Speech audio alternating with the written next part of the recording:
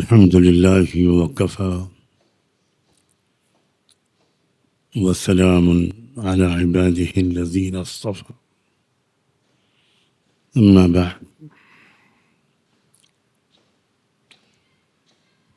أعوذ بالله من الشيطان الرجيم بسم الله الرحمن الرحيم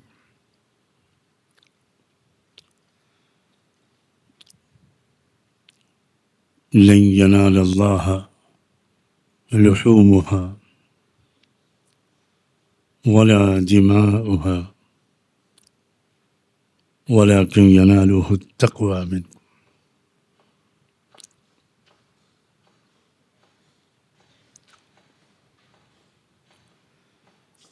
سبحان ربك رب العزة عما يصفون وسلام على المرسلين والحمد لله رب العالمين.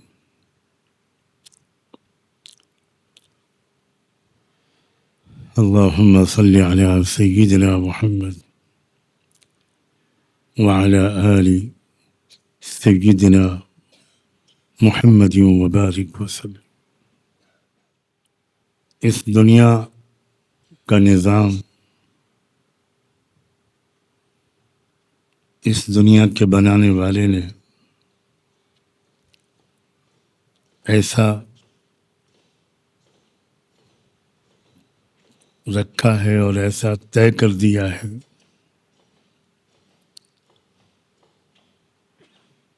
کہ کسی بھی مقصد کو پانے کے لیے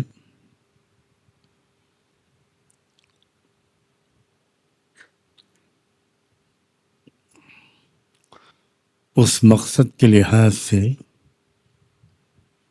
کچھ نہ کچھ قربانی دینی ہی پڑتی، کچھ پانے کے لیے کچھ کھونا پڑتا ہے،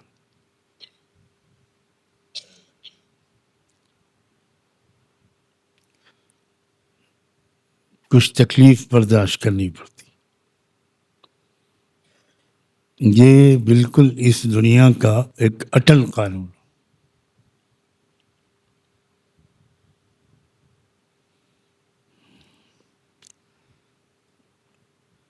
اپنی روزی کمانے کے لیے اپنا اور اپنی فیملی کی پرورش کے لیے ہر انسان کو کچھ محنت کرنی پڑتی ہے، قربانی دینی پڑتی. لفظ قربانی خاص طور پر جب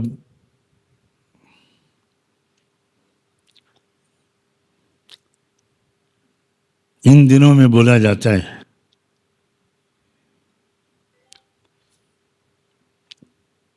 تو صرف جانور کی قربانی ذہن میں آتی ہے.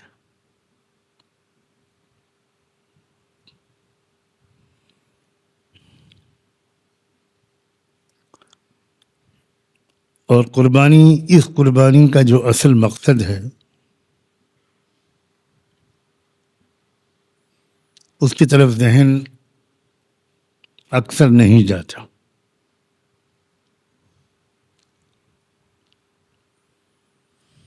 اسی لیے تو اللہ تعالیٰ نے خود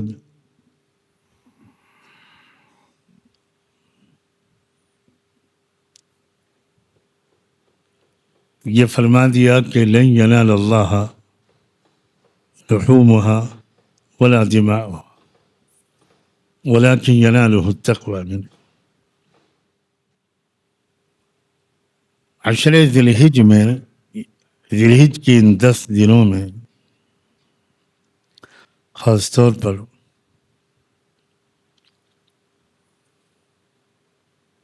اور عید الاضحیٰ کے دنوں میں ہماری تربیت کا ایک عجیب انداز اللہ نے اختیار کیا. اگر اس پر غور کر کے کرتے ہوئے ان دنوں والے اعمال کیے جائیں گے تو ان کا اصل فائدہ حاصل ہو. ہم جانتے ہیں، ہم نے پڑھا ہے، ہم نے سنا ہے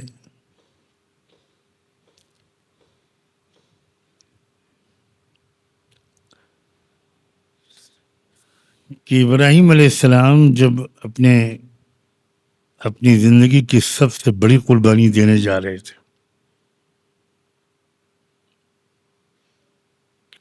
قربانیاں تو وہ مسلسل دیتے چلے آ رہے تھے.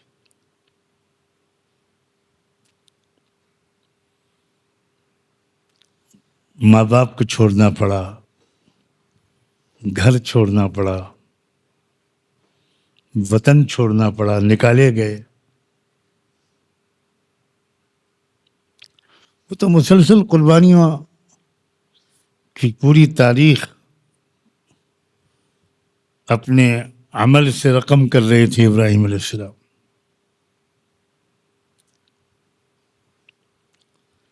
وَإِذِ ابْتَلَىٰ إِبْرَاهِيمَ رَبُّهُ بِكَلِمَاتٍ فَأَتَمَّهُنَّ.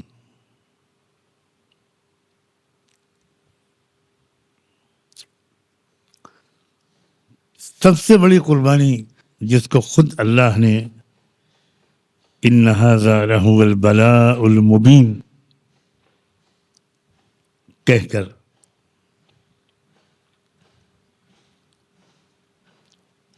اس قربانی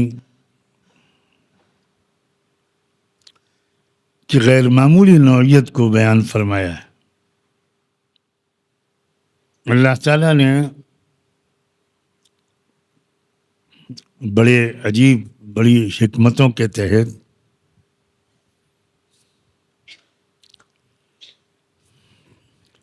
ہمارے دلوں میں بھی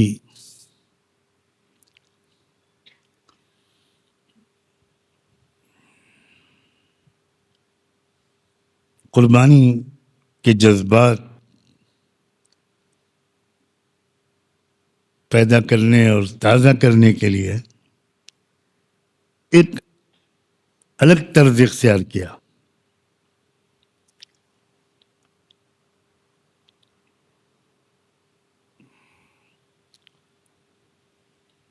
ابراہیم علیہ السلام جب اپنے بیٹے کو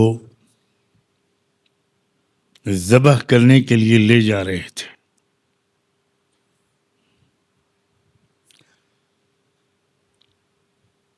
اللہ تعالیٰ کو تو معلوم تھا کہ اسماعیل کو ذبح نہیں ہونا.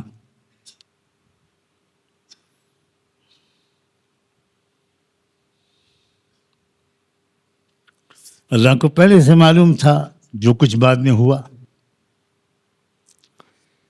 کہ اسماعیل کی جگہ پر دمبا ذبح ہوگا.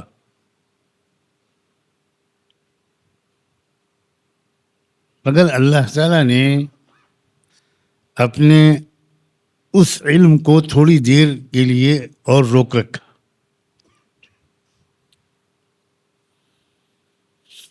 اور ابراہیم علیہ السلام کو اس اشارے کو اپنی سمجھ کے مطابق اس پر عمل کرنے کے لیے موقع دیا. خواب میں جو انہوں نے دیکھا تھا، جس کا مطلب وہ یہ سمجھے کہ مجھے اسماعیل کو ذبح کرنا ہے،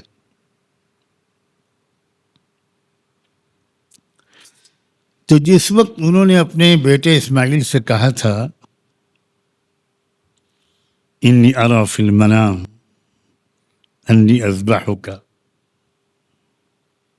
فانظر ماذا ترى،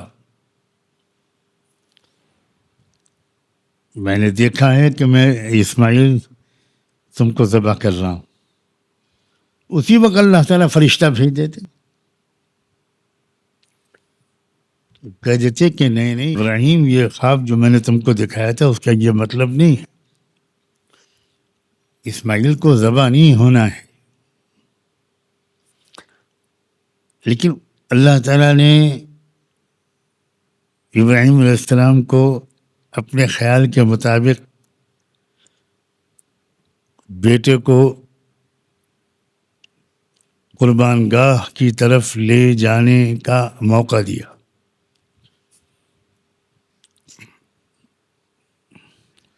بیٹا جا رہا ہے ذبح ہونے کے لیے، باپ لے جا رہا ہے ذبح کرنے کے لیے، اور اللہ تعالیٰ ابھی خاموش ہے.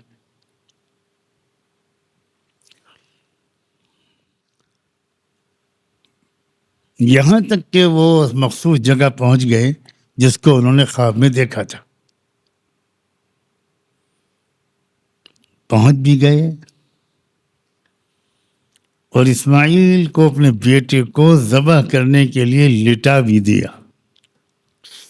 فلما اسلم وتلہ للجبین،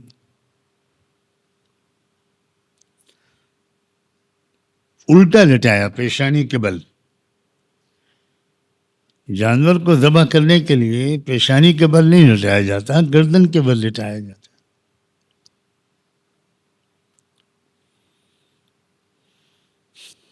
لیکن روایات کے مطابق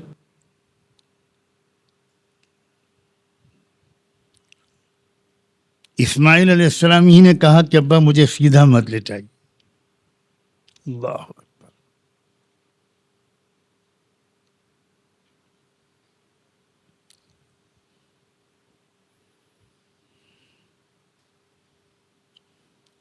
یہاں تک ہونے دیا اللہ نے.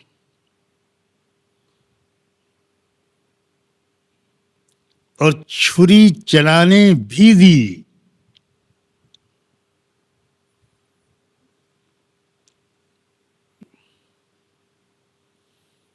اس وقت اللہ تعالیٰ نے وحی بھیجی، یا ابراہیم قد صدقت الرؤیا.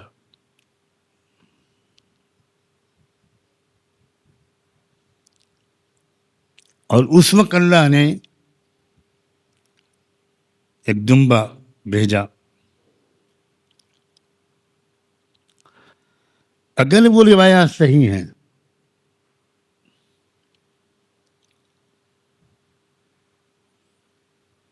جن میں بتایا گیا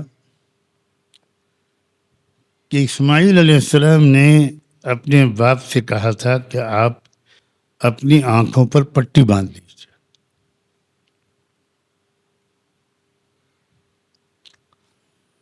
اس لیے کہ آپ جب مجھے تڑپتا ہوا دیکھیں گے تو آپ کی چھری رک نہ جائے، اللہ کے حکم کی تعمیل میں دیر نہ ہو جائے.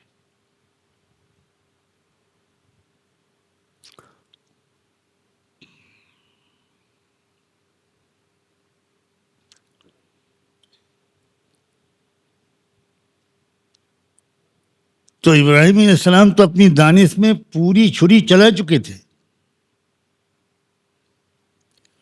اور خون نکلتا ہوا ان کو محسوس بھی ہوا تھا. لیکن جب انہوں نے اپنی پٹی کھولی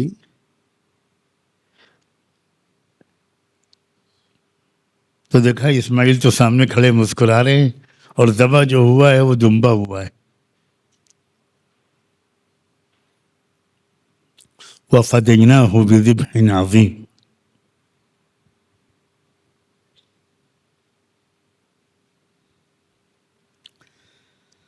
اب اللہ تعالیٰ یہ کر سکتے تھے کہ حدیث کی کتابوں میں، قرآن کی آیات میں یہ واقعہ بیان کر دیا جاتا،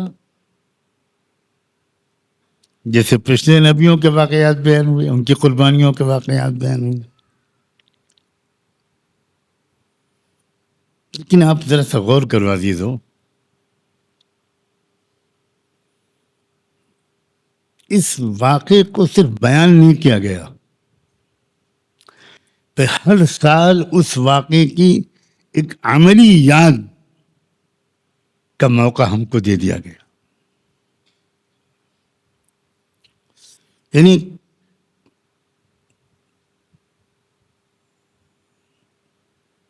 قربانیاں تو اور نبیوں نے بھی دی تھیں،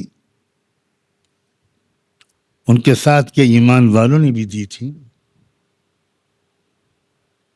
مگر یہ عجیب و غریب انداز اللہ نے اختیار کیا. ایک ایسا موقع دے دیا,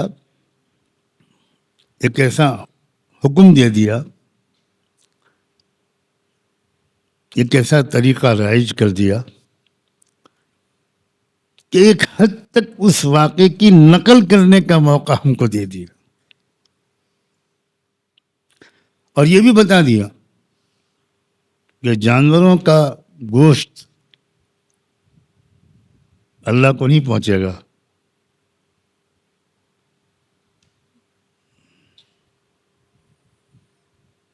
وہ تو تم کو مبارک ہو. اللہ کو جو چیز پہنچے گی وہ اس قربانی کے ذریعے جو دلی جذبات بنائے جانا مقصود ہیں, وہ دلی جذبہ تمہارے اندر کتنا بنا, کتنا تازہ ہوا, یہ پہنچے گا اللہ کو.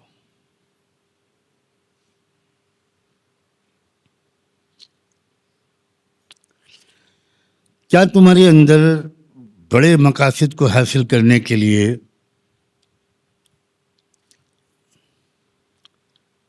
فیشن کو قربان کرنے کا جذبہ پیدا ہوا؟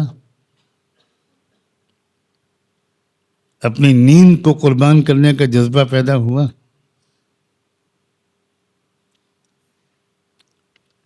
کیا تم اس دنیا میں کامیابی کے راز کو سمجھے؟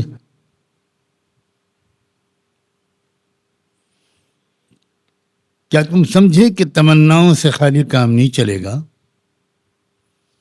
تمہیں کچھ پانے کے لیے بہت کچھ کھونا پڑے گا. کسان بہت کچھ کھوتا ہے تب کچھ پاتا ہے. مزدور بہت کچھ کھوتا ہے تب کچھ پاتا ہے.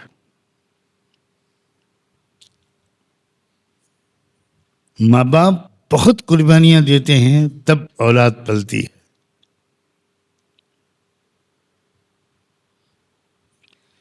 ایک وہ شخص جس کو علم اور سمجھ اتنی حاصل ہو گئی ہو کہ وہ ہم جیسے عام لوگوں کی رہنمائی کر سکے, اس کو بھی اس علم اور سمجھ کے حاصل کرنے کے لیے بہت کچھ قربان کرنا پڑتا ہے. راتوں کی نیند قربان کیے بغیر آج تک کسی کو علم اور سمجھ حاصل نہیں. من طلب العلا سہر اللیالی.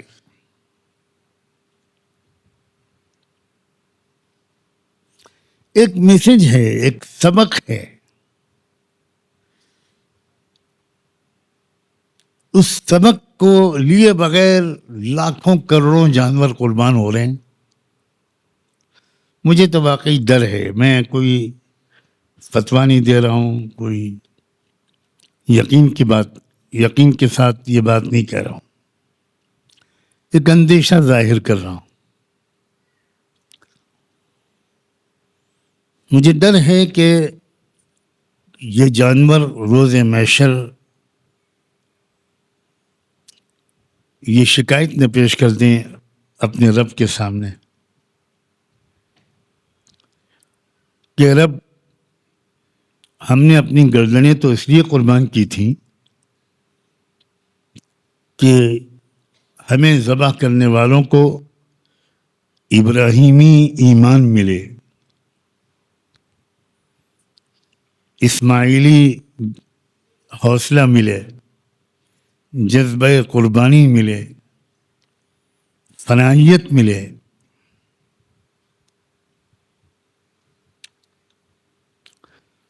ہماری جانیں چلی گئیں, لوگوں نے بڑے مزے لے کر ہمارا گوشت کھایا, لیکن آپ خود دیکھیے ان میں سے یہ جو کھربوں بندے روز محشر کھڑے ہیں جنہوں نے ہم کو ذبح کیا ہے, آپ دیکھ سکتے ہیں کہ ان کے میں سے کسی کے اندر ہماری جانیں ہر سال قربان کرنے کے نتیجے میں کچھ تقویٰ بڑھا, ان کا کچھ توکل بڑھا, کچھ زندگی میں تبدیلی آئی. ورنہ ہماری جانیں انہوں نے کیوں لی؟ روز محشر انصاف کا دن ہے، اور وہ انصاف جانوروں کے ساتھ بھی ہوگا۔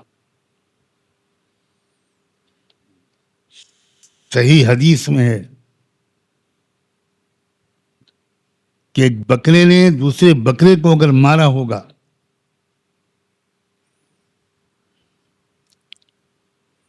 ایک جانور نے دوسرے جانور کی سینگ توڑ دی ہوگی،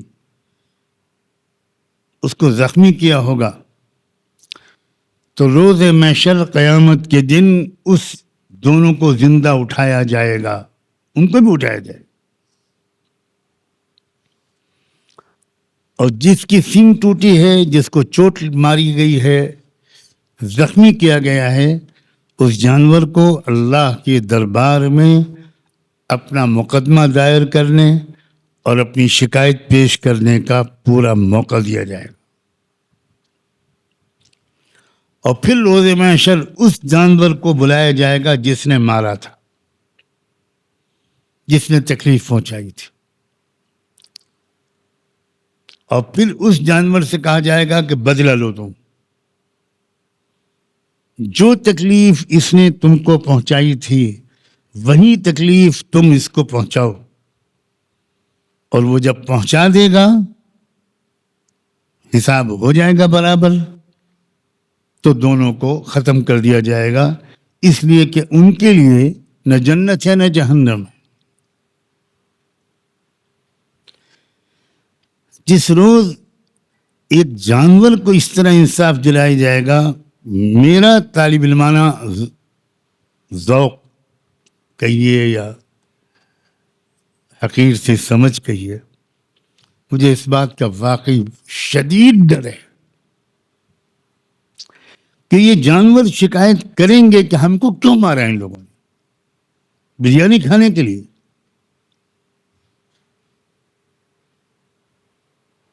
مزے اڑانے کے لیے؟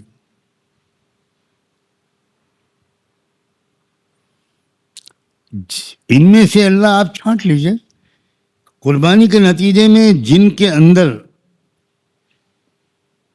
اپنے آپ کو مٹا دینے کا جذبہ بڑھ گیا ہو، گناہوں کو چھوڑ دینے کا جذبہ بڑھ گیا ہو، ابراہیمی اور محمدی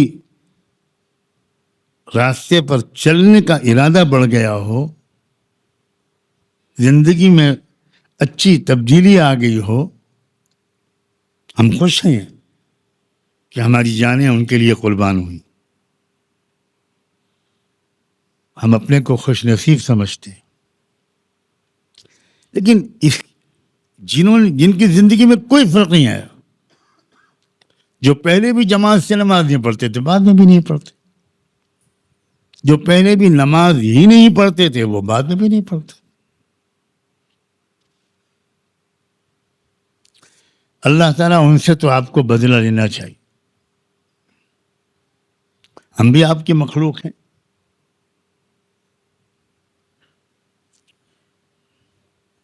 اور ہر چونٹی کا بھی حق ہوتا ہے۔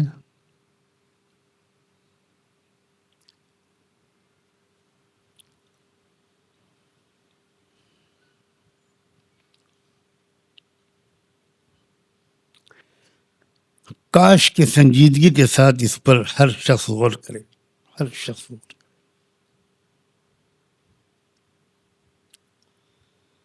قربانی کا صحیح جذبہ دل میں پیدا ہو، اس کے لیے یہاں تک اشارے اور رہنمائی کی گئی کہ سیدھے بازار سے جانور لا کر ذبح مت کر دو، بلکہ پہلے جانور کو کافی دن پہلے سے لاؤ اور پالو اس کو کھلاؤ پلاؤ ٹہلاؤ، تاکہ تمہارے دل میں اس سے ایک انس پیدا ہو جائے۔ گھر میں جو جانور پلا ہوتا ہے اس سے بہت خاص محبت ہو جاتی۔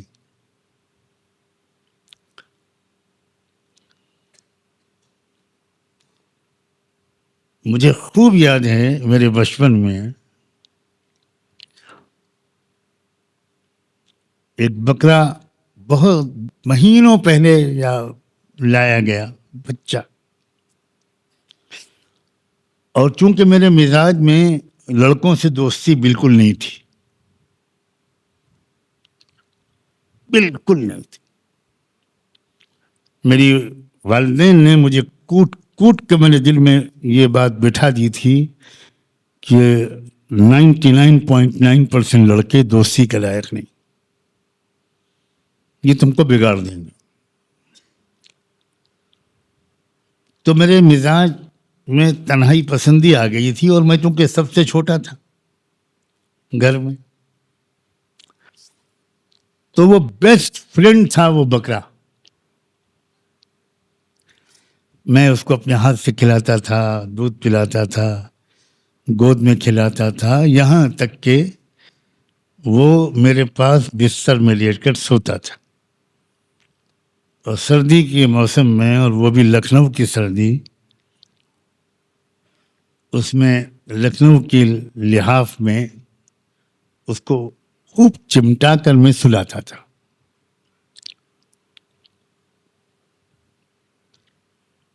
اور وہ بہت سے انسانوں سے زیادہ سمجھدار شاید ہو گیا تھا کہ اس نے میری یاد کے مطابق کبھی بھی بستر میں یا گھر میں گندگی نہیں، کبھی نہیں. اور اس لیے جس دن وہ ذبح ہوا ہے، قربان ہوا ہے، تو وہ تو چند منٹ میں چلا گیا دنیا سے، سکون مل گیا، لیکن میں دن بھر روتا رہا، بہت رویا.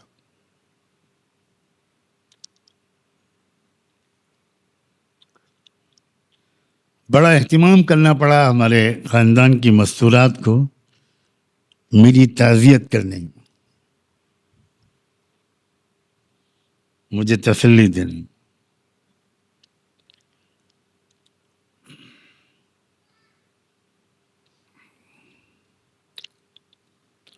اور یہ ہمارے والد صاحب کا اکثر معمول تھا کہ پہلے سے وہ بہت پہلے سے لاتے تھے تاکہ سب گھر والے بے حد مانوس ہو جائیں، تاکہ کچھ تھوڑا سا صدمہ ہو اس کی جدائیگی کا.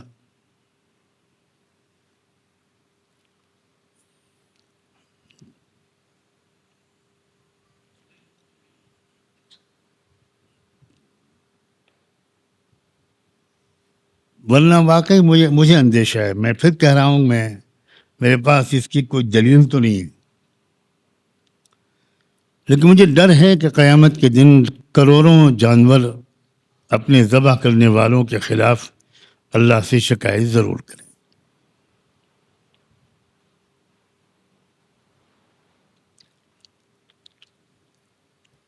یہ اعمال جو ان دنوں میں کرائے گئے، ان کی خاصیت یہ ہے کہ کچھ عمل ہم سے دہرانے کو کہا گیا.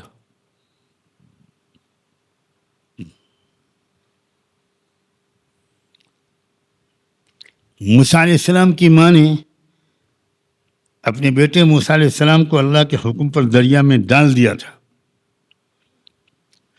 اس کی یاد کے لیے اللہ نے انسانیت کی ماؤں کو نہیں کہا کہ تم اپنے بیٹے کو دریا میں ڈالو.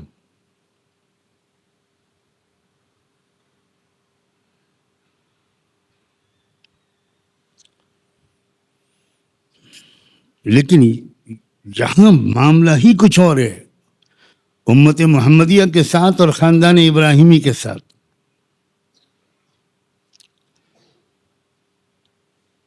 جب ابراہیم علیہ السلام اسماعیل کو اپنے بیٹے کو ذبح کرنے لے جا رہے تھے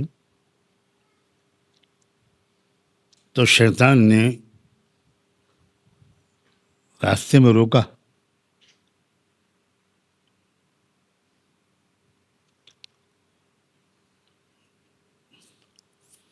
بہت ہی مخلص دوست کے لہجے میں، کہ ابراہیم خواب ہی تو دیکھا ہے تم نے، یہ کیا کر رہے ہو آپ؟ یہ خواب کی بنیاد پر اکلوتا اتنا پیارا بیٹا نوجوان اس کو ذبح کرنے جا رہا. ابراہیم علیہ السلام نے اس وقت کوئی خانقاہ نعمانیہ کا بیان نہیں کیا، بلکہ اٹھایا پتھر اور مارنا شروع کیا.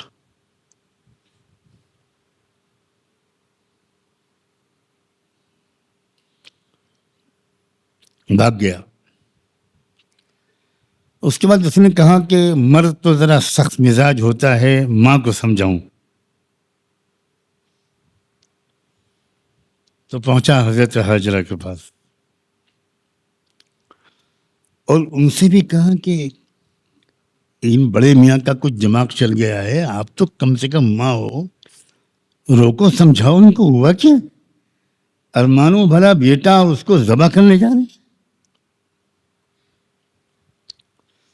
لاکھوں سلام ہو حضرت حاجرہ. حضرت حاجرہ نے بھی ٹھیک وہی کیا، وہ مارے اٹھائے پتھر برسا دیا.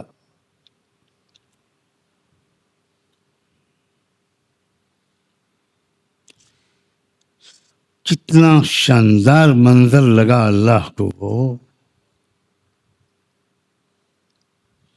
کہ اللہ نے کہا کہ یہ واقعہ تو میں اس کی یاد مٹنے نہیں دوں گا، میں ہر سال لاکھوں حاجیوں کو بلا کر ٹھیک اس جگہ پر کنکریاں مرواؤں گا.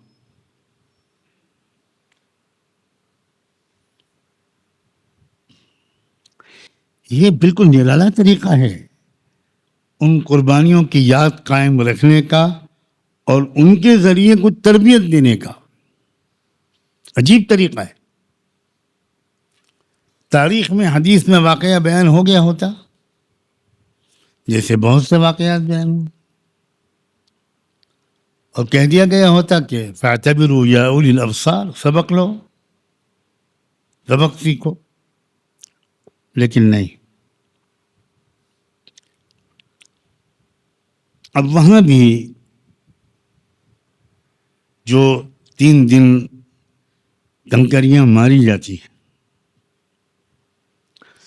تو اس میں بہت سے اللہ کے بندے اور بندیاں یقیناً ایسے ہوتے ہیں جو سیکھ کر جاتے ہیں، تربیت لے کر جاتے ہیں، حج کے ایک ایک عمل اور اس کی حکمت اور پیغام کو گہرائی سے سمجھ کر جاتے ہیں. ان کے دل وہاں حاضر رہتے ہیں اور وہ جب یہ دعا پڑھ کے کنکریاں مارتے ہیں کہ بسم اللہ اللہ اکبر رضا للرحمن و رغما للشیطان، تو وہ ان کے دل کے اندر ایک زبردست جذبہ جاگتا ہے کہ اس شیطان کا کہنا اب نہیں مانیں گے.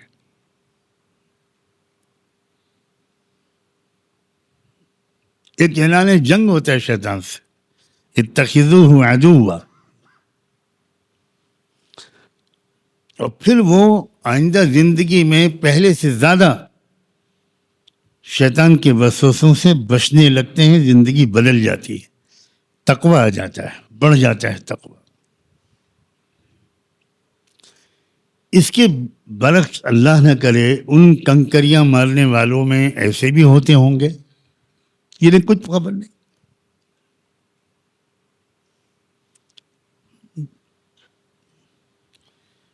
جن کے دل کے جذبات کچھ خبر نہیں ان کو، اور وہ 7 کنکریاں نہیں، ہو سکتا ہے 70 مار دیتے ہوں. اور ہم نے تو پٹھانوں کو ماں بہن کی گالیاں بکتے ہوئے بھی سنا، اور کنکریاں نہیں، چپل جوتے جو ہاتھ مارا ہے. اور وہ بھی دلچسپ بات یہ ہے کہ اگر بھیڑ کی وجہ سے آپ پیچھے سے مار رہے ہیں تو ہو سکتا ہے کہ وہ آپ کے بھتیجے کے سر پر لگ رہا ہو، اور اگر وہ دوسرے تیسرے دن کی رمی ہے تو وہ منڈے سر پر لگ رہا ہے. کیا جہالت ہے. ایک ماں حضرت حاجرہ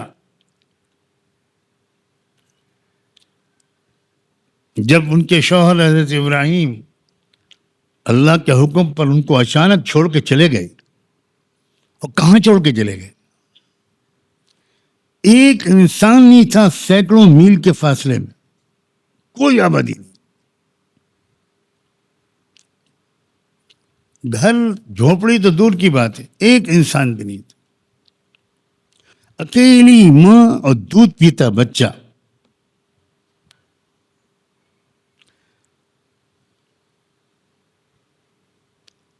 اب وہ ماں بیچاری بچے کو سلاتی تھی. جہی بچہ سوتا تھا، نیچے وادی میں دو پہاڑ، ایک اس طرف ایک اس طرف، بیچ میں وادی.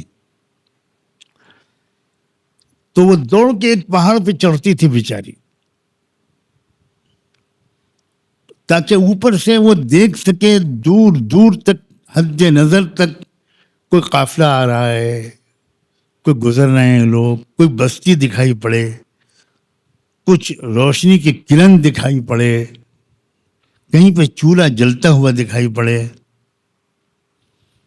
تو کچھ جان میں جان آئے. جب کچھ نہیں دکھائی پڑتا تھا بیچاری اتر کے آتی تھی. اب بچے کو کی یاد آ گئی کہ بچہ بھوکا ہو گیا ہوگا، اٹھ گیا ہوگا. پھر بچے کو سنبھالا، سلایا. جب بچے کو پھر آنکھ لگ گئی تو پھر دوسرے پہاڑ پہ چڑھی. ہو سکتا تھا کہ یہ واقعہ بھی دوسرے واقعات کی طرح قرآن میں بیان کر دیا جاتا، حدیث میں تفسیر آ جاتی، مگر یہ ہے اللہ کے پسندیدگی کی عجیب غریب نشانی. اللہ نے کہا کہ تو میں اس یاد کو مٹنے نہیں دوں گا، اس یاد کو تو میں ایسے قائم رکھوں گا کہ جو عمرہ یا حج کرنے کے لیے آئے گا، بوڑھا ہو، جوان ہو، مرد ہو، عورت ہو، تندرست ہو، بیمار ہو، عالم ہو، غیر عالم ہو، کوئی ہو، اس کو دونوں پہاڑوں پر چڑھنا پڑے گا، درمیان میں دوڑنا پڑے گا. صرف اس بندی کی اس ادا کو یاد رکھنے اور اس کے ذریعے سے ہم لوگوں کے دلوں کے اندر اس بندی کے ایمان کا کوئی ذرہ پیدا کرنے کے مقصد سے کہ اللہ کے حکم کے سامنے سب قربان ہیں. تو قربانیوں کی ایک پوری داستان ہے خاندان ابراہیمی کی، لیکن ہمیں وہ سب قربانیاں یاد نہیں ہیں، ایک قربانی یاد ہے.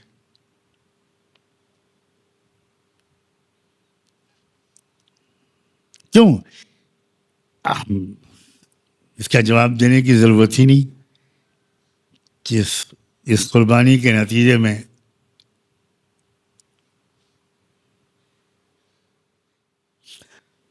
حج کے اعمال، منا، عرفات، مزدلفہ، یہ سب کیا ہے؟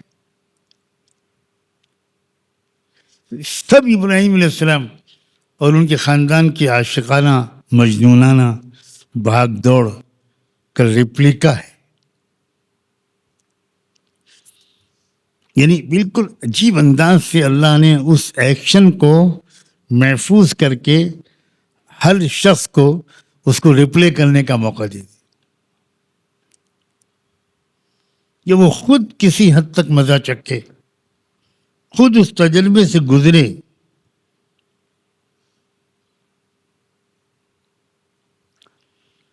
اسی لیے پہلے زمانے میں حج کرنے کے لیے جو لوگ جاتے تھے وہ مہینوں بلکہ سالوں اپنے دل کی دنیا پہلے بدلتے تھے.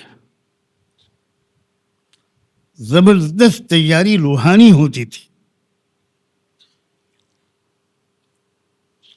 اور پھر پانی کے جہاز سے سفر ہوتا تھا.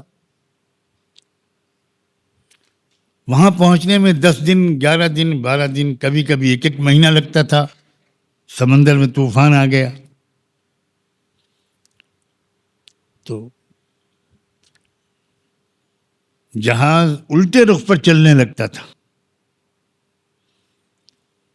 بادبانی کشتیاں ہوتی تھیں، کوئی موٹر انجن سے تو جہاز چلتے نہیں تھے. تو اب ہوا کا رخ الٹا ہو گیا, اب بیچ سمندر میں رک بھی نہیں سکتے, تو بالکل الٹے رخ پر 6-7 دن تک جہاز چلا جا رہا ہے. اب وہ جو راستے کا موقع ہوتا تھا, راستے میں حجاج کے خوب رونے دھونے کا, ذکر کا, تسبیحات کا, نمازوں کا, نفلوں کا, تلاوت کا, اور حج کو سیکھنے کا موقع ملتا تھا. پورے راستے بیانات ہوتے تھے. ایک عجیب روحانی غسل بالکل وہاں پہنچنے سے پہلے بالکل ہو جاتا تھا. اور کیا حج ہوتا تھا اس وقت. اب تو اللہ اللہ, ٹکٹ پاسپورٹ لیا آدمی, ایئرپورٹ پہ پہنچ گیا, جہاز میں بیٹھا ہے, سامنے ٹی وی اسکرین لگا ہے, حاجی صاحب فلم دیکھ رہے ہیں. اب یہ حاجی صاحب کیا کریں گے حج وہاں جا کر, جو راستے میں فلم اور پکچر دیکھتے ہوئے جا رہے ہیں.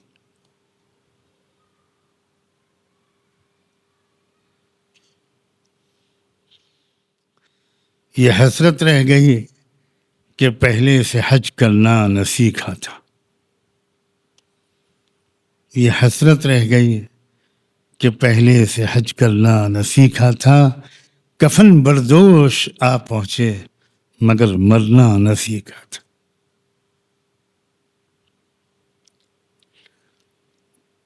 آخری بات, یہ دن رمضان کی طرح کے دن چل رہے ہیں.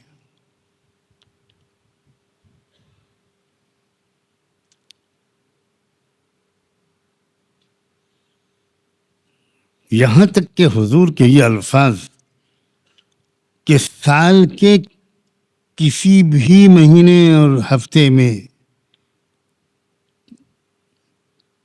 نیک اعمال اللہ کو اس قدر پسند نہیں ہیں, اتنی اونچی ان کی قیمت نہیں لگتی جتنے یہ 10 ذی الحجہ کے دنوں میں لگتے. رمضان میں تو یہ ایک حساب بتایا گیا کہ نفل کا ثواب ملے گا فرض کے برابر, اور فرض کا حساب ملے گا 70 فرضوں کے برابر. لیکن یہاں تو حساب بھی نہیں بتایا,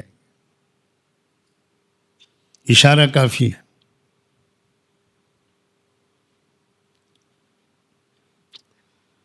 اس لیے